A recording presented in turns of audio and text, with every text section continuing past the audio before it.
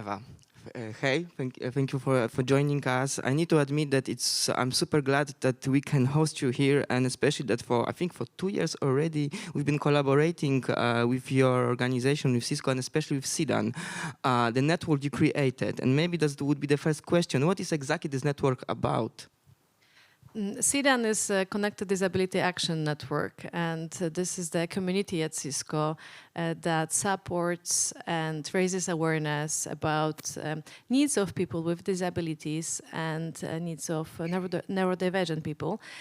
Our SIDAN Poland mission is to ensure supportive and inclusive working environment for people with different needs. And yeah, I am active member of SIDAN Poland and very proud and happy to be here with you.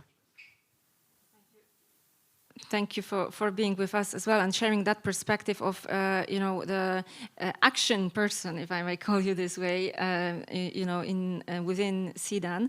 And so we've heard a few minutes ago, we've heard the story of UBS and, lots of initiatives that they've done as well. And I know Cisco has been also, doing quite a lot in SIDAN. What is your own, I would say, contribution and also motivation to be part of such network? It's easy for me to be motivated as I am neurodivergent myself. I am as well ADHD person, so today we have ADHD neurodivergent panel. And Kuba is laughing, but that's the reality. The community we are creating. I think it's also quite understandable, right? So, given that ADHD means often people like to be, in this stressful situations and like talking and like being engaged, and so yeah, it's probably quite natural for us. So that's my motivation. And then coming to your question about my contribution. So the first one is definitely that I have neurodiversity and me being ADHD person on top of my agenda. So I openly share that with people, and it really enables, and I think you've mentioned that, Ola, that you as well have that experience. It enables people to share their own either diagnosis or struggles or perspective. It enables us to have more meaningful and authentic conversations.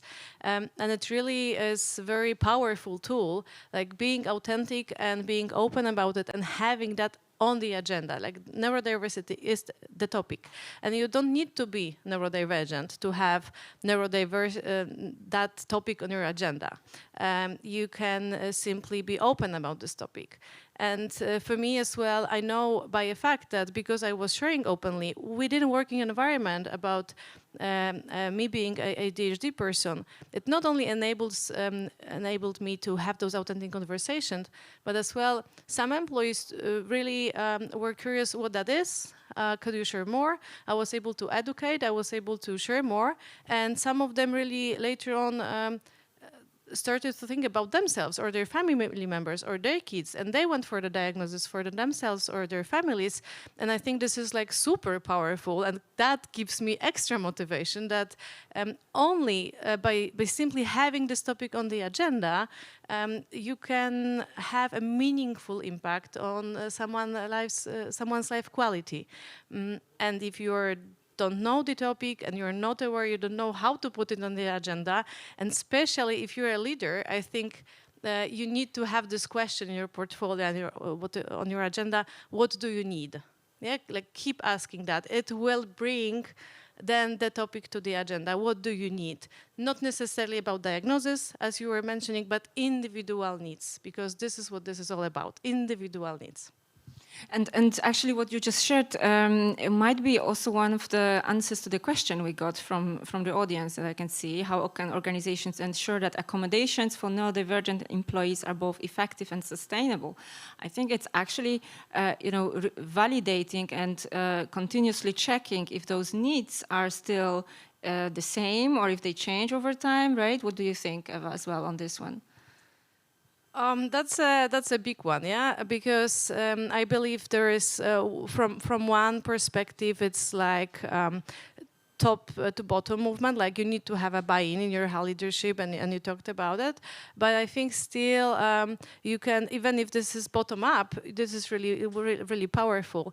And I think referring to SIDAN, I don't think about SIDAN as ERG. I think about CEDAN as a community, and then community is a really, really powerful tool that everyone can use. And I really encourage everyone who listens, if you're not part of any a community like that in your company yet, join it, because you will hear what are those needs, what are those accommodations needed. You will be able then to answer for those, because otherwise how you can accommodate if you don't know what is the need. And I think with that as well, if what if their community does not exist yet? We've heard in UBS it took 2 years to establish that. I think it's impressive, but it can be a bit overwhelming at the beginning. What's the massive effort required? But maybe what you can do is create a community on your communication platform, a WebEx room or a Slack space, whatever is the naming convention. This is a neurodiversity space, and everyone can share whatever that you want, basically, because it's a trust environment and people are sharing their stories, their struggles, and then can be given piece of advice from others, and as well the sense of belonging and understanding from others.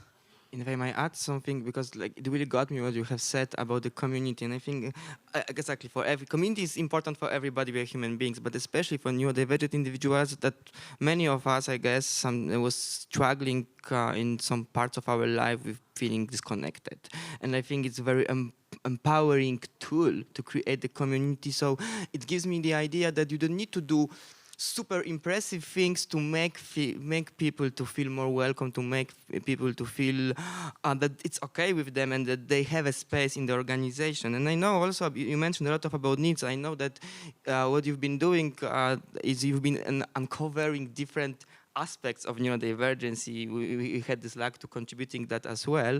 But so I have this another question. So what kind of needs are you planning to address in the future? What's your ideas for the future? So I think we need to as well continue of making our community visible.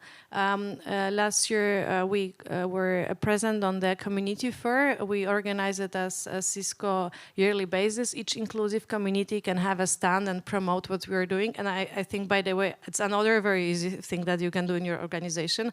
It does not require extensive budget or specific approvals. You have an office, you have inclusive communities, and you can promote it and organize it. But coming back to the question, so we were there, and we used this as well as a kind of opportunity for us to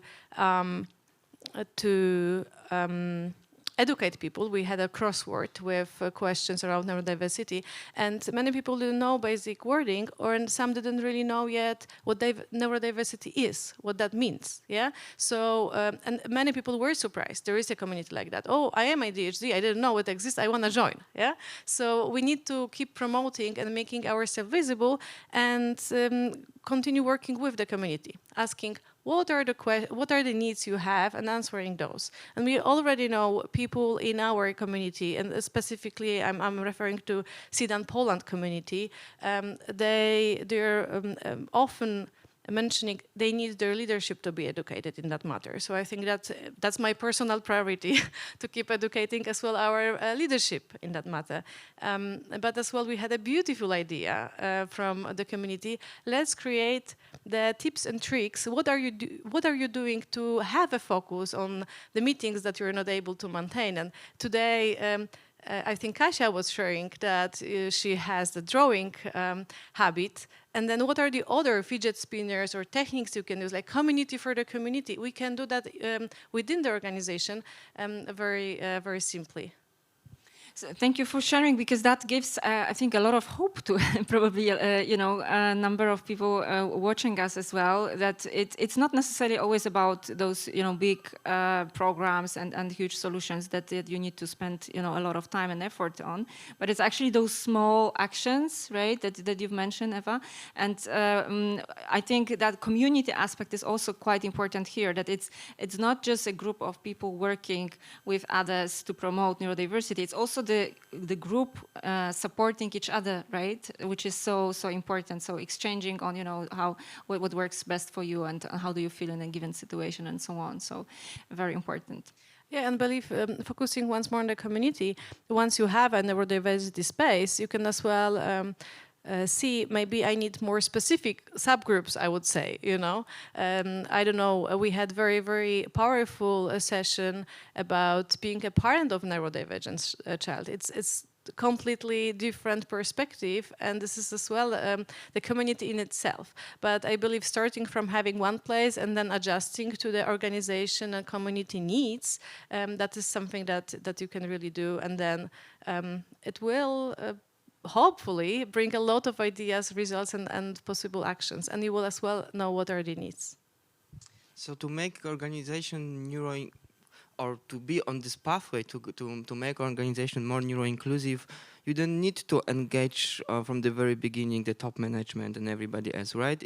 I think that's the example that sometimes providing those small things, step by step, noticing people, noticing that they are different. Do you think it's already working in Cisco? So we are lucky in the sense that we at Cisco, we do have this buy-in from the leadership. Yeah? So it's very hard for me to say if we wouldn't have, it would be as easy as it is for us. However, I believe asking the question, what do you need? Being open about the topic, creating the space for people to talk about it, it can actually enable you to show the higher leadership, we have this need in the organization. Yeah, if this is something that you're struggling with. Yeah, I fully agree. Thank you so much for this sharing, Eva. And it hopefully is going to be also some inspiration for everyone to see, you know, two slightly different approaches, but both very relevant and, you know, I would say very helpful to understand how the topic can be approached in your organizations to make it more neuro-inclusive. Thank you so much. Thank you for having me. Thanks so much.